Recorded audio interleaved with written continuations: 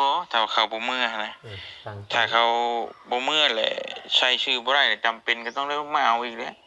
อืมอ่าถ้าเด็กน้อยนั่นบ่เมื่อเพราะคำใช้เพิ่นสิมอบชื่อบ่ได้ให้เด็กน้อยบัดนี้นะอ่าทางลงเอาไปมีว่าที่ว่าทุกอย่างเนี่ยห้ามขายได้บัดนี้นะ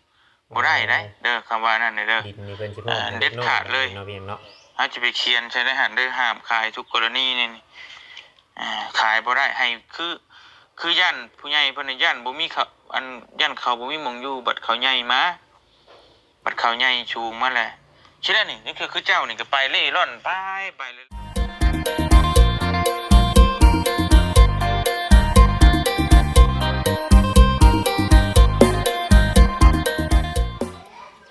กับสบายดีเนาะพ่อแม่พี่น้อง FC เบิดทุกผู้ทุกคนเนาะพี่น้องเนาะยินดีต้อนรับทุกท่านเข้าสู่ช่อง YouTube ของเราเองใช้ใจเกินร้อยเพียงเนาะ V2 อีกเช่นเก่าเช่นเดิมเช่นเก่าเช่นเคยเนาะเพียงเนาะอยู่ทางบ้านทางเฮือนฝนก็ตกดินมันมื้อเว้นพี่น้องเนาะสงสารผู้ใดเกี่ยวข้าวหลายว่าง่ายๆครับพี่น้องเนาะปีนี้คือว่าค่อนข้างเฮ็ดไร่เฮ็ดนานี่ลำบากแฮงพี่น้องเอ้ยเฮ็ดไร่เฮ็ดนานี่บ่ได้เข้าก็บ่ได้หลายแล้วก็บ่งามอีกได้แบบนี้พี่น้องถ้านั่นก็อาจเป็นข้าวดำข้าวบ่คักเพราะมันตากแดดบ่เต็มที่เด้เขาก็สิบ่งามบ่สมบูรณ์คือเก่าเนาะแต่ว่าหน้าเวียงก็แล้วได้แหละแต่ยังหน้ายังน้องหน้าพ่อแม่เนาะเพียงเนาะยังบ่ได้พอเกี่ยวข้าวบ่เต็มที่ตัวหน้าไผพี่น้องเนาะหน้าไผเกี่ยวข้าวบ่เต็มที่ทุกคนก็เฮ็ดบ่เต็มที่ปานใดปีนี้เนาะเพียงเนาะมื้อนี้ก็ได้นั่งเฮ็ดคลิปอยู่เฮือนบ่ได้ออกไปข้างนอกคือว่าทางบ้านเฮือนของน้องดอยบ่เวียงกับบ่จอยก็บ่ได้ไปมื้อนี้พี่น้องเนาะพากันคุยกันอยู่มื้อเช้านี่โอ้ยันฝนตกครับมาเนาะก็เลยพากันหยุดแล้วก็บ่ได้ไปเพราะว่าการเดินทางมันก็ไกลแน่ช่วงนี้ก็ว่าเขาข่าวตามที่ข่าวกับพายุเนาะพายุเขาคือว่าฝนดีขนาดปีนี้พี่น้องเนาะมื้อนี้ก็มาเฮ็ดคลิปเฮ็ดหยังอยู่เฮือนแล้วก็เฮาก็ตามติดคลิปที่ว่ากำลังเป็นกระแสโด่งดังอยู่ในโลก YouTube เนาะในโลกโซเชียลในตอนนี้พี่น้องเนาะก็คือเก่าพี่น้องเนาะที่เก่าคือเดิมFC ผู้ใดเพิ่นบ่มักก็เดือนผ่านไปได้เนาะเพียงเนาะFC ผู้ใดมักแล้วก็ได้เปลี่ยนความคิดได้เปลี่ยน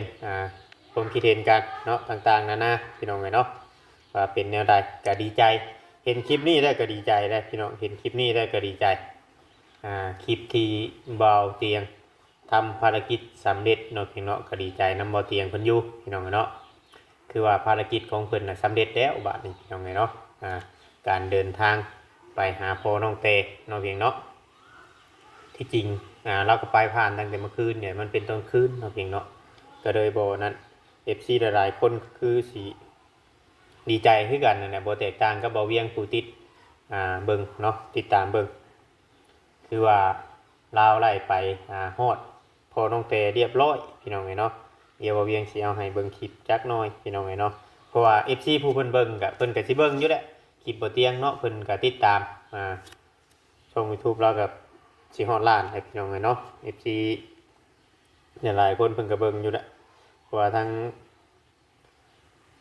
บ่เวียงเองก็เบิ่งคลิปเรามาตลอดนะพี่น้องคนเช้าพุ่นแหละได้กินเป็นอยู่บนนี้หอดเรียบร้อยแล้วล่ะพี่น้องเนาะเตะโปเดนจึงคือนั่งเตะเท่าไรพี่น้องเนาะ2คนนี่เอาเบิ่งซับนี้พออันนี้คือว่าบ่เวียงบ่ได้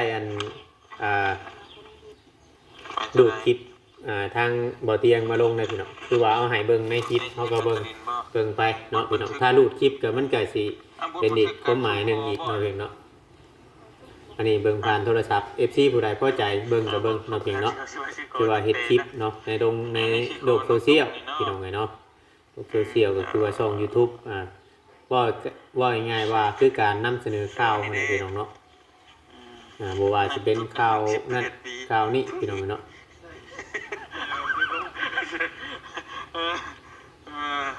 หลอกกับมันกับมันบ่ได้มีฮอดมือเกิดบ่มีว่ามือเกิดวันเดือนปีเกิดน่ะบ่ได้จดดอกบ่ ไม่ได้จดคาดคะนี้สิว่าเป็นหยังมันก็นี่แหละพี่น้องเนาะเพราะว่าทางบ้านเฮากับส่วนหลายมันก็บ่ฮอดดอก10 ปี10เป็น18 ปีเอาลูกเอาเมียให้ก็ได้เป็นเงินสด15 ล้านกีบบ่มันคำหนึงสลึงเพิ่นยืนแล้ว15 ล้านกีบยังอยู่ ยืนรัด ค้างไว้บ่ด้านหนึ่งบ่ นี่ใบชูคอน้องตุ๊กกับบ่ไรเพิ่นบ่เกี่ยวกันตัวนี้บ่ได้จังฮู้ตัวนี้จะได้ตัวนี้ดีเด้พี่น้องเห็นนี่บ่เตียงว่าแล้วเปียกน้ำเบิดนี่เนาะหลายปีแล้วมันโดนเด้ใบชื่อขายที่ดินใบโฉนดที่ นี่ใบมอบกรรมสิทธิ์ มอบกรรมสิทธิ์ ที่ดินชื่อ2คนน้องไตน้องเตกับน้องไรพี่น้องเนาะเสียภาษีแล้วกับฟรีพิษกัน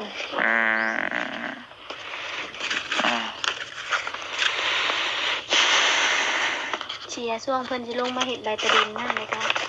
เพิ่นว่าเฮ็ดบ่ได้เพราะว่าดินมันเป็นดินลาดดีเพิ่นน่ะบอกว่าอันนี้ใบเสียภาษีถูกต้องตามกฎหมายบ้านเมืองเป็นอันนี้แหละได้แล้วมีแต่เอาตัวนี้แหละเมื่อให้พ่อบ้านเพิ่นมาไกลเกลี่ยมาคุยกัน มาฟังบ่เตียงว่าพร้อมๆกัน น้องนั่นเด้น้องเตนอันเป็นน้องติ๊กน้องมิกเนี่ย ติ๊กน้อง เขาเป็นเฮียน อยู่ใช่ อยู่น้ำอ่าว ชื่อน้ำอาวเดี๋ยวก็ชดเลยนี่ไม่กันอาวน้องเจ้าบ่ อ่าวน้องแบบน้องของพ่อเพิ่นแล้วเป็นน้องของพ่อ แล้วเพิ่นอยู่ใช่น่ะ เพิ่นอยู่บ้านลงหน้าเพิ่นอยู่ ว่าลูกมือ อุบล จังหวัดอุบล แม่น บ้านดงนา นิดหน่อยไปอยู่ไทยแล้วพี่น้องเนาะ และไปฝากไว้อยู่พุ่นเด้ เพิ่นว่าเอา แต่ มา แย่งก็ดี เฮียนมาหยังเพิ่นว่าอันน่ะ โรงเรียนเลย เพิ่นเลยสิชงเฮียนให้ ก็บ่ แต่แย่ง เนาะ คนอาทิตย์ทางสิพี่น้องเนาะ เจ้าก็มาเฮ็ดอยู่นี่จักเดือนแล้ว กำลังมาได้สิฮอดเดือนและฮอดวันที่6นี่ก็ฮอดเดือน ก็มานี่ ฮอดวันที่6พอดีได้เดือนนึง เงินคำก็ได้เพิ่นให้แบบได้เงินคำ แบบเฮ็ดเมานะเมาและ ได้เพิ่นให้จ่ายตลอดเลยบ่โดนนั่นน่ะ มันก็อิงตามเอาแบบบ่มีชื่อกินแล้วก็เบิกนำเพิ่นก่อน ห้ามขายทุกกรณีนี่ มันนี่อันคือว่านี่ ใช้ได้หรือบ่ถ้าเขาบ่มือนะ ฟัง ถ้าเขาบ่มือแหละใช้ชื่อบ่ได้จำเป็นก็ต้องได้มาเอาอีกแล้ว ถ้าเด็กน้อยนั่นบ่เมื่อ เพราะเพิ่นสิมอบให้เด็กน้อยบัดนี้นะทางลงเอาไป มีมันที่ว่าทุกอย่างเนี่ยห้ามขายได้บัดนี้นะบ่ได้เด้เด้อคำว่านั่นเด้อ ดินนี่เพิ่นสิมอบให้ เด็ดขาดเลย เนาะพี่เนาะ เฮาจะไปเขียนใช้ได้หันเด้อห้ามขายทุกกรณีนี่ขายบ่ได้ให้คือย่านผู้ใหญ่เพิ่นย่านบ่มีเขาอันย่านเขาบ่มีหม่องอยู่บัดเขาใหญ่มาบัดเขาใหญ่ชูงมาแหละคิดได้นี่คือเจ้านี่ก็ไปเล่ร่อนไปเลยไปพุ่นไปพี่บัดถือค่ามาบัดถือมันบ่เฮ็ดเฮาเฒ่าเฮาโอ้เฮาเฮงบ่มีเฮาเฮ็ดงานบ่ได้ได้ซะเฮ็ดเวียกบ่ได้ได้ซะมันสิเจ้าสิไปอยู่ใช้เขาก็บ่ให้บ่มีหม่องให้เจ้าอยู่เจ้าก็แต่เมื่อกลับมาอยู่เฮือนอยู่ซ่านดินดอนเฮาคือเก่าก็ได้นั่นแหละเฮาจังว่าบ่อยากให้ขายมันเงินมันชื่อกินคือเดียวก็เบิดเฮาจะเฮ็ดหยังก็เฮ็ดบุญเฮ็ดหยังน้ำเมียน้ำหยังก็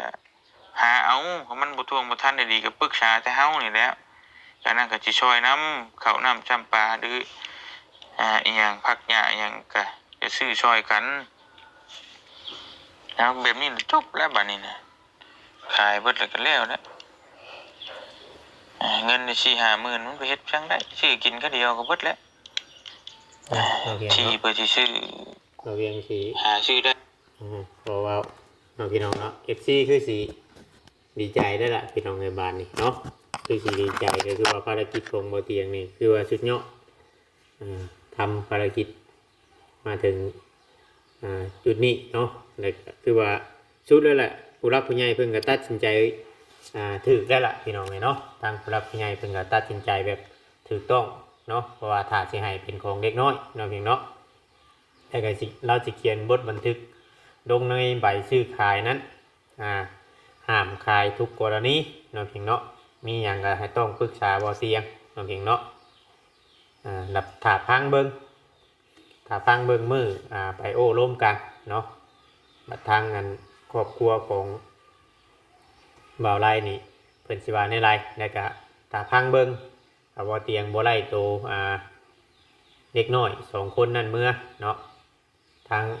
ทางในบ้านหรือว่าทางบ้านเพิ่นสิว่าในไรอีกน้องเพียงเนาะตัวนี้ก็ต้องรุ่นไปนํกันอีกเทื่อนึงน้องเพียงเนาะถึงอย่างไรเฮาก็ดีใจนำบ่เตียงแล้วก็ทางน้องเตน้องเพียงเนาะที่ว่าได้ประสานกันแล้วว่าได้พาบ่เตียงลงไปเอาใบโฉนดที่ดินแล้วก็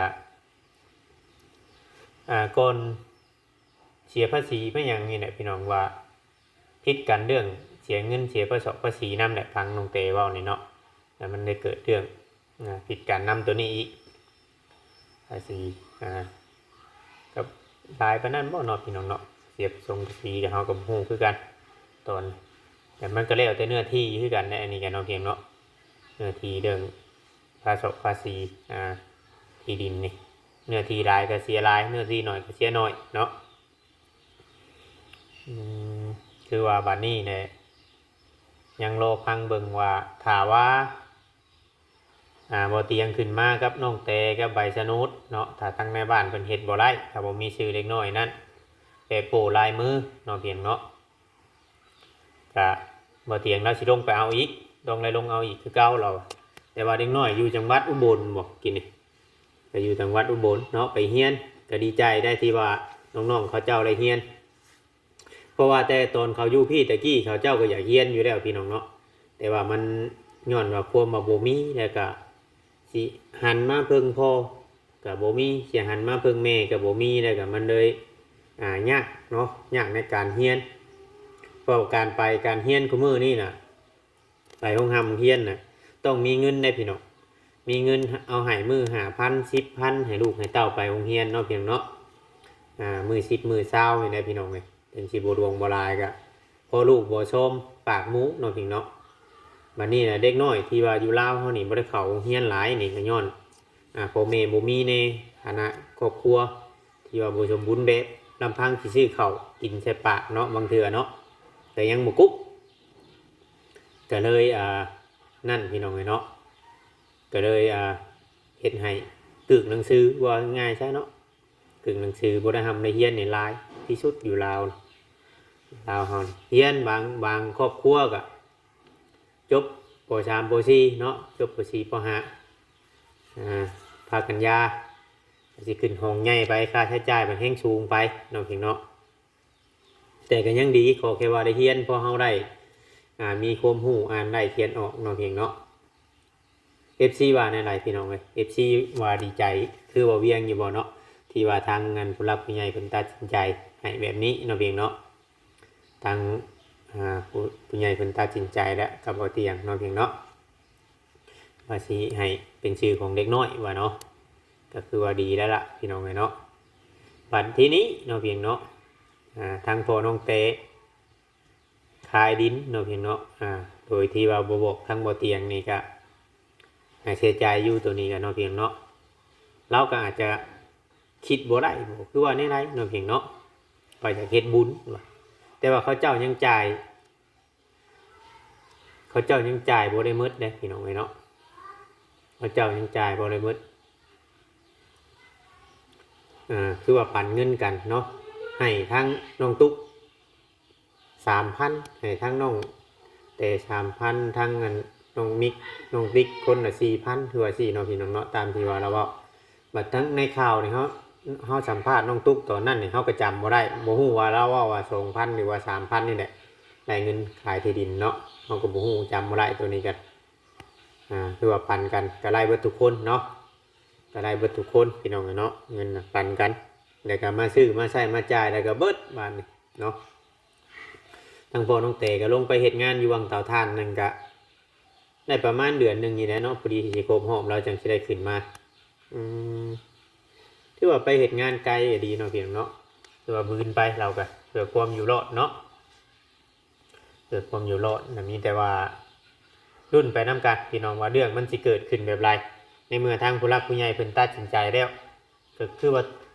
ถูกต้องนั่นล่ะพี่น้องเนาะถูกต้องนั่นล่ะบัดนี้ ทางเบิ่งว่าทางทางนั้นหรือว่าทางนี้ในบัดนี้พอที่นี้อันนี้บ่เวียงในความคิดของบ่เวียงอันนี้นะพอที่นี่บัดทางกันถามว่าที่ดอกที่ดินเนาะพวกนั้นเขาบ่มีสิทธิ์หรือว่าบ่มีสิทธิ์เกี่ยวข้องหยังเลยนี่เขาสิยังสิอยู่ยังสิคือว่ามีแต่ชื่อน้องตุ๊กผู้เดียวนี่บ่เวียงว่าบางเทื่อบางทีก็ถ้าเขาบ่มีสิทธิ์บ่มีหยังยุ่งเกี่ยวนี่อาจจะบ่อยู่หรอกพี่น้องแต่ว่าทางน้องตุ๊กนี่อาจจะลำบากขึ้นกว่าเก่าเนาะเพียงเนาะว่าบางทีเนาะ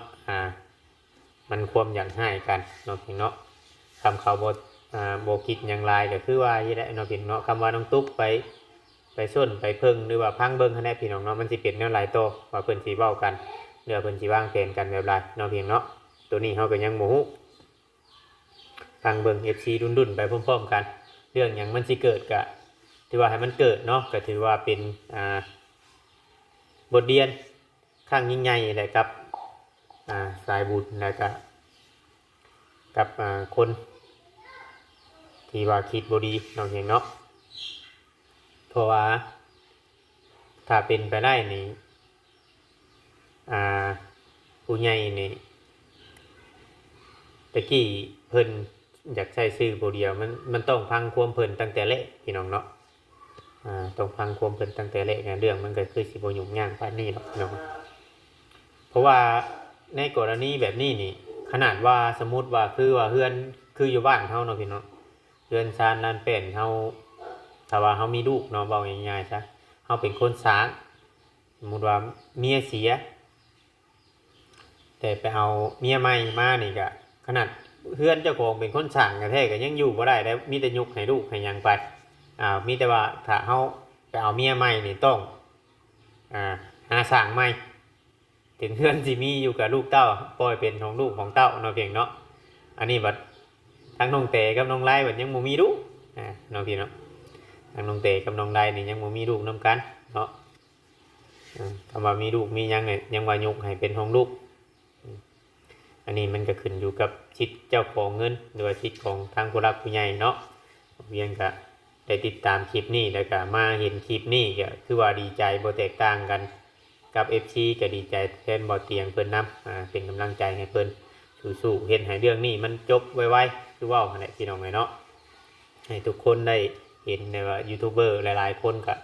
เอาแบบอย่างเนาะพี่เนาะต้องเฮ็ดให้มันชุดคุดให้มันเถิงเนาะพี่เนาะเพื่อจะมันนั้นเพราะว่าครอบครัวของ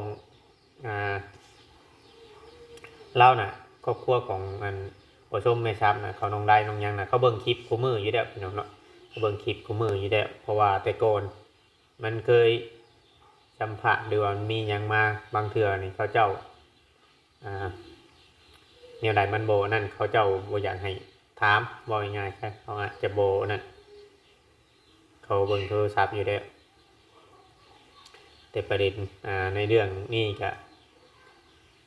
สงสารก็คือว่าไล่แต่สงสารแน่บัดเนาะทางน้องตุ๊กเนาะ